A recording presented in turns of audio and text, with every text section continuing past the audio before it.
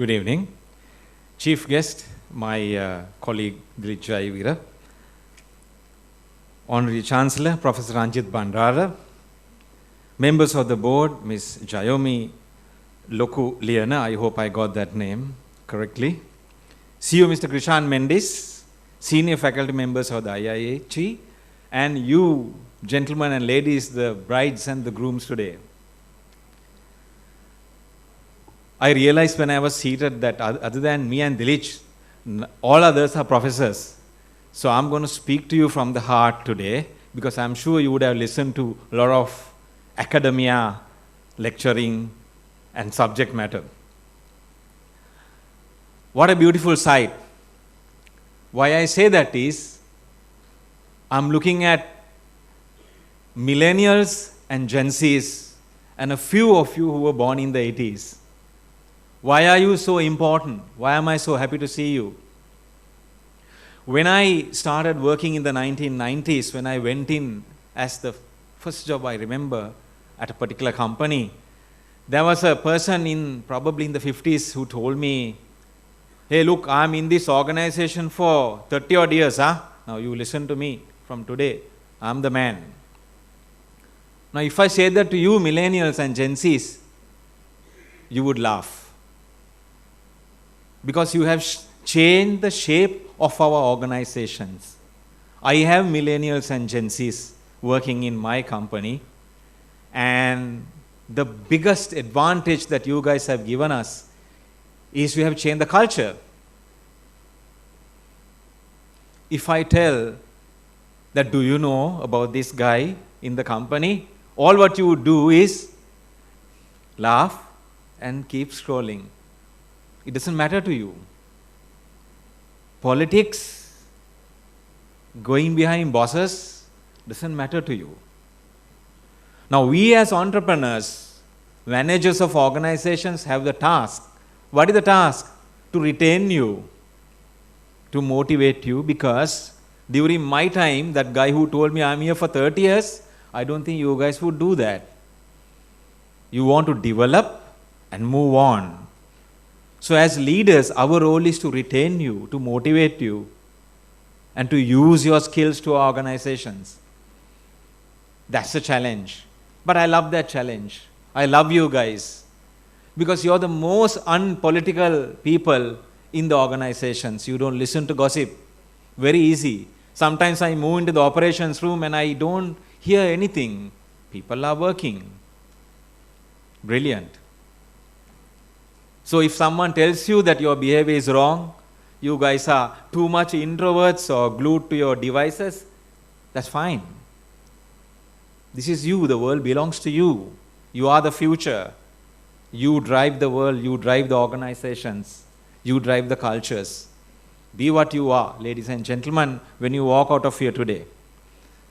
Secondly, let me tell you one of the reasons why we are in this calamity today in terms of our country. Because people who were born in the 60s and 70s were told, now my daughter, my son, you got to go to a university and get a degree and you must get a government job.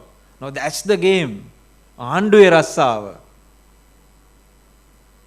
Then only you can get a bride or a groom also, right?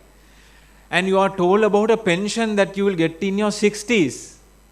Mind you, sometimes people don't live to get that pension. Your spouse would marry somebody else and that guy would enjoy the pension, not you. So why plan for something that you will not even be sure of? So what do you do when you walk out? Ladies and gentlemen, you got to become entrepreneurs. Right? That's the future. I noted down that 20% of FDIs into India are channeled into startups. Who are these startups? Entrepreneurs, young entrepreneurs like you. And startups contribute to 8% of the GDP of India. See the beauty of it. Now, another important point that you got to remember is this fact of time zones. Dilip said he got into entrepreneurship in 1993, he would have been in his 20s. Jit Varnakulasura, who is not here today, who is holidaying in Australia, got into entrepreneurship in his 20s. I got into entrepreneurship in my 40s. Of course, now I'm in my 30s because the clock goes back. Because your time zone is not universal. You don't start when he starts. You follow the passion. You follow the passion that makes you an entrepreneur. Don't do what others are doing. It took me a long time to realize all concepts in my industry, the capital markets industry, in a domestic setting, and then I got into entrepreneurship. Also remember, entrepreneurship is hard. You got to make a lot of sacrifices.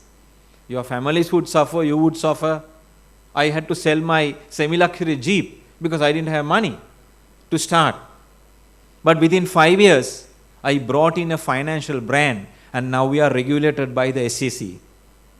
Other than my company, who are the others? NDB, Capital Alliance, and CLSA, that is Cargill's. Big giants. Who is Atara? We are nobody, but we are there. So that's the perseverance, ladies and gentlemen, you got to do if you want to succeed in entrepreneurship. And of course, my dear ladies, you are the majority of this country. Do you know that 54% of the population is you? And the female labor force participation in this country is at a 30%, if I'm not mistaken.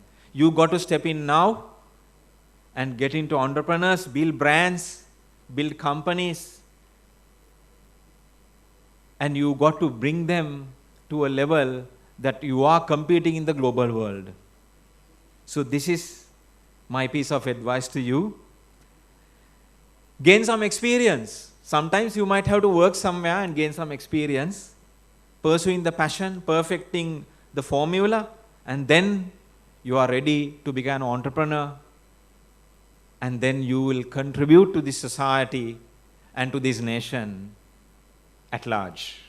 I wish you a fabulous evening and a fabulous journey of entrepreneurship. Thank you.